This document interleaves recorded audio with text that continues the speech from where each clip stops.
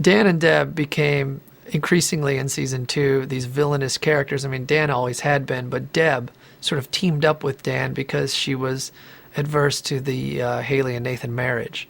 So there was a scene that we cut out that was a lot of fun. It's in the cafe, and it's sort of these two parents celebrating the fact that their son is fighting with his wife.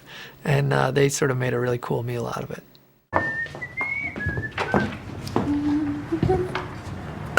Hey! What are you doing here? Taking a half day, changing my ways. Admiring how beautiful my wife is. Come here. Sit down. I thought I'd scale back at the dealership so we could work on us. Oh. I also offered Keith a vice president position. Well, that's nice. Have you been getting into my medication?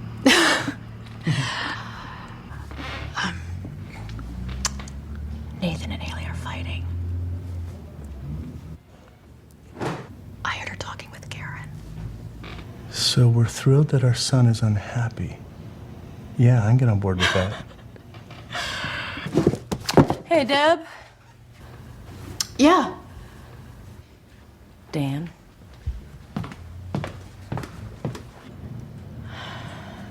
She's still upset with you for lying about me and Keith. Said she never believed you for a moment. Great. Oh, I'm sorry, Dan. Look at me. Lying to my friend, letting you take the fall. Ugh, I'm a horrible person. Yeah, maybe so. But hey, at least Haley and Nathan are fighting. I know, huh?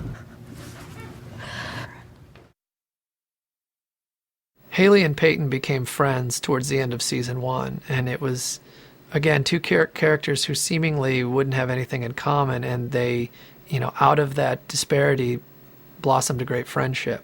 This scene was from Don't Take Me for Granted, and it sort of really shows that chemistry that Hillary and Joy have together and why it's so fun to write scenes for them, because they play off each other really well.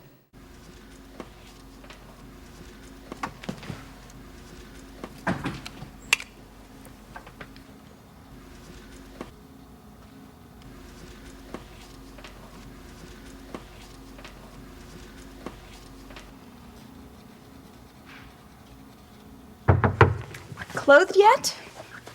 Yeah, I only go topless at school. What the hell happened? I heard like a million different stories. Oh, just your average angry supposed lesbian gets suspended. Why would you label yourself as gay when you're not? The word wasn't gay, Haley. It was dyke. And it could have been any kind of hate word, racial, sexual, religious, whatever. And whoever was using it to be hurtful. And I just figured that if I didn't hide from it, then I could take some of their power away. But... Well, I brought your books, but it's really just an excuse to check up on you, so... Thank you. Listen, there's something else, and I really hate to pile it on, but I can't play the club with Chris. I'm sorry, it's causing problems with Nathan and me, and it's just important that I don't play. I'm really sorry. I wish I had my own songs. I'd do it myself. It's okay. It's just been one of those weeks, Thank you, though, for bringing my books by. Oh, sure, I'm sorry. Okay. I gotta go talk to Chris, I guess. Payne. It's gonna get better.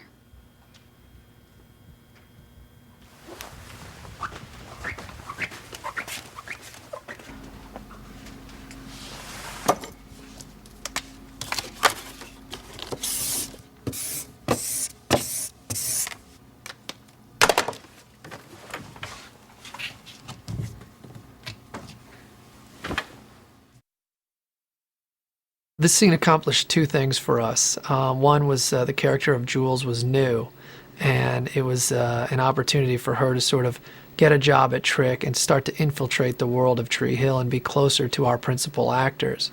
The second thing was that Karen tells Lucas that she made an appointment for him to take this heart test for HCM.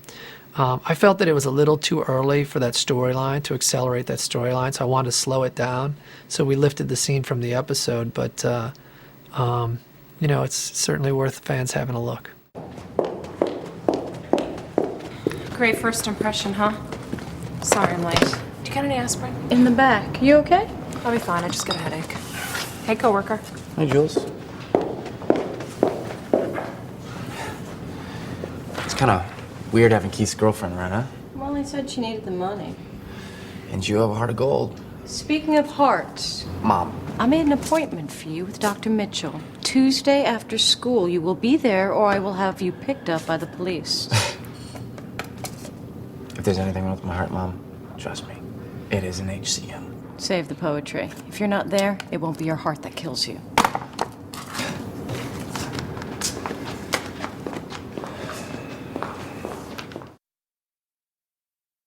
When we came back after our first mid-season hiatus in season 2, we introduced the character of Taylor, which was one of Haley's sisters. It was very interesting because the chemistry that Lindsay McKeon and Joy had together was so believable as sisters. This scene was in the cafe, and it's a really well-written and well-acted scene, but it was a little long-winded to come so early in the episode.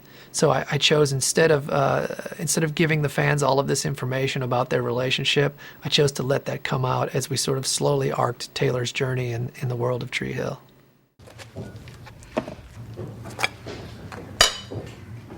You just wake up?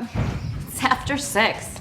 Yeah, well, Nathan and I had to do a lot of whispering and tiptoeing this morning. You were pretty dead. And thanks to you two, I slept great. What do you want, Taylor? A turkey burger and curly fries would hit all my spots. You know what I mean? I told you. We're on break, and I wanted to see the house one last time. Oh, right, because you were so sentimental about it when you blew out of there 2 years ago. I also wanted to see you, Helly. I got an email from Mom about you getting married, and I thought, how sad is that? My sister gets married, and I find out about it in an email. Don't call me Helly, okay? So, this singing thing sounds exciting. Yeah, who told you that? Nathan filled me in last night. What did he say? That you're doing it, and that you're great. It's crazy about you, little sis. Did I mention that he is fun? Hey, hands off, Blanche. So, how is it? Being married? Now that you're out of kindergarten, I mean. It's good. Way to sell it. Something going on? Or is it none of my business? The latter, as usual. I'm gonna go get your burger, okay?